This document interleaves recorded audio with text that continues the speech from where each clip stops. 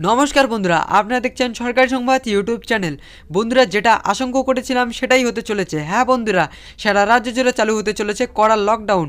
তো বন্ধুরা, আমরা যেরকমটা জানি যে রাজ্য জুড়ে করোনার নতুন প্রজাতি ওমিক্রনের কারণে অতি দ্রুত ও ভয়ানকভাবে বেড়েই চলেছে করোনা আক্রান্তের সংখ্যা, যার ফলে আমাদের রাজ্য সরকার মমতা বন্দ্যোপাধ্যায় এই করোনা আক্রান্ত কমাতে হিমশিম খাচ্ছে।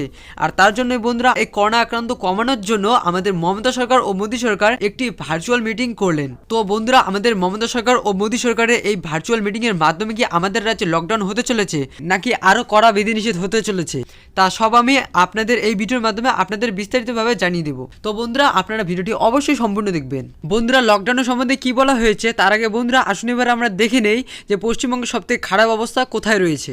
সবথেকে গুরুতর অবস্থা কলকাতায়। কলকাতায় পজিটিভের রেট এই মুহূর্তে 60%, অর্থাৎ প্রতিটি 100টি টেস্ট করলে 60 জনই পজিটিভ কলকাতায়। মহানগরে গত 7 দিনে আক্রান্ত হয়েছেন 63,000 বেশি মানুষ। সব মিলিয়ে নজিরবিহীন অবস্থা। রাজ্যে এই মুহূর্তে পজিটিভের রেট 32%। স্বাস্থ্য দপ্তর প্রদত্ত শেষ বুলেটিন বলেছে গত 24 ঘন্টায় মোট 65,210 জন টেস্ট হয়েছে। আক্রান্ত হয়েছেন 21,098 জন। আজ মৃত্যু হয়েছে 19 জনের। তো বন্ধুরা, আপনারা এইসব দেখে বুঝতেই পারছেন যে আমাদের রাজ্যের বর্তমান কি পরিস্থিতি। তো আসুন বন্ধুরা, এবার আমরা দেখে নেই যে আমাদের রাজ্যে কি লকডাউন হতে চলেছে কি না। তো দেখুন বন্ধুরা, এখানে লিখিত রয়েছে করোনার বাড়বাড়ন্ত পরিস্থিতি নিয়ে আগামীকাল বিকেল 4টের সময় মুখ্যমন্ত্রীর সাথে ভার্চুয়াল বৈঠক করবেন প্রধানমন্ত্রী নরেন্দ্র মোদী। সূত্রের খবর, ভ্যাকসিনের পাশাপাশি লকডাউনের প্রসঙ্গ উঠতে পারে সেই বৈঠকে। একদিকে চিকিৎসকদের একাংশ লকডাউনের পক্ষে মত দিচ্ছেন, বলছেন কমপক্ষে 10 দিনের জন্য পূর্ণ লকডাউন জরুরি।